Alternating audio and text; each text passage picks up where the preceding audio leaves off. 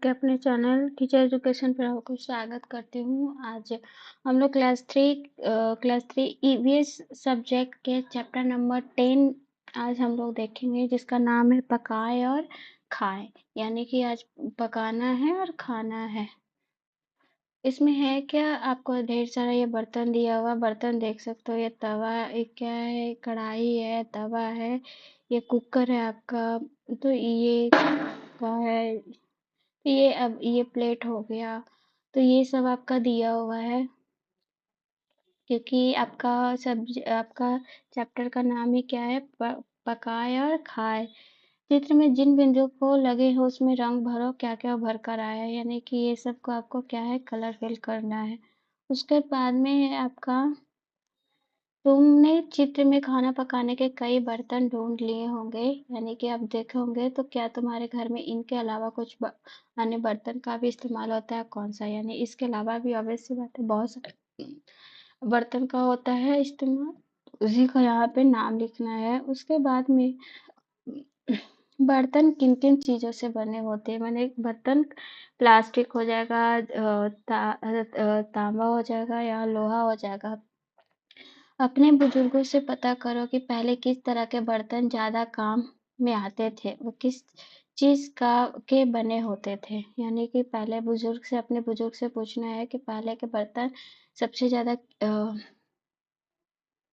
पहले किस तरह के बर्तन ज्यादा काम में, किस चीज का, शायद आपका मिट्टी का बर्तन ज्यादा इस्तेमाल होता था, फिर लोहे का।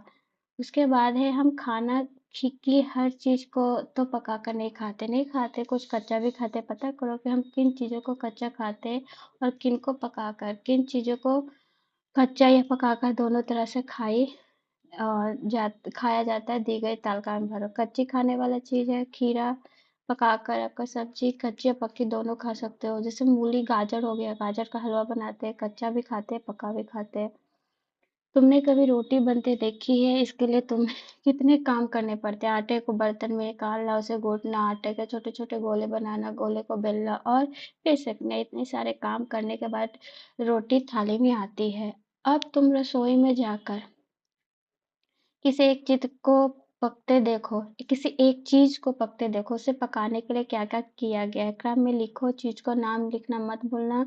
अपने कुछ साथियों की कॉपी भी देखो, समूह में इस पर चर्चा करो। तो चीज का नाम लिखना है, चावल लिख सकते हो आप। तो चावल के लिए क्या चाहिए, पानी, चावल।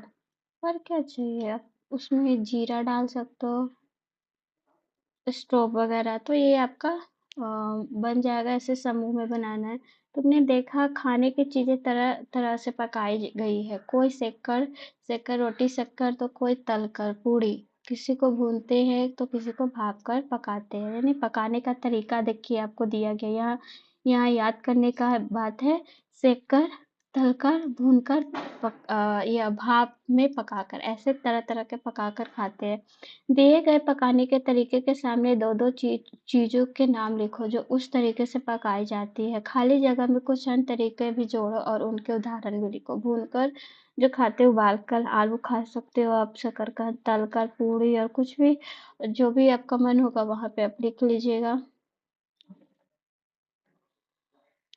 घर के लोगों से बात करके बच्चे अपनी जानकारियां बढ़ाए, जिससे यह स्पष्ट हो सके कि शिक्षिका के अलावा व्यक्ति भी जानकारी के स्रोत हो सकते हैं। हम लोग को मन में क्या है कि टीचर ही सब कुछ जानता है, लेकिन उसके अलावा बच्चा क्या है, अपने आसपास लोग, अपने घर के लोग, अपने आसपास के लोगों से भी बात करके अपनी जानकारी बढ़ा सकता है। तुम्हारे घर में भोजन किस प्रकार पकाया जाता है, उसका चित्र कॉपी में बनाओ और उसका नाम लिखो। यानी कि आपके घर में कैसे पकाया जाता है, तलकर, भूनकर, भापकर, और उसका चित्र बनाना है। नीचे गए चित्रों को पहचान कर उनके नाम लिखो। इनको जलाने के लिए क्या क्या इस्तेमाल होता है, उससे उसका मिलान करो। मिलान एक से ज्यादा चीजों से हो सकता है। आप इसमें अपना, ये उतना जरूरी नहीं है अगर आप स्टेट सीटेट की तैयारी कर रहे हो तो।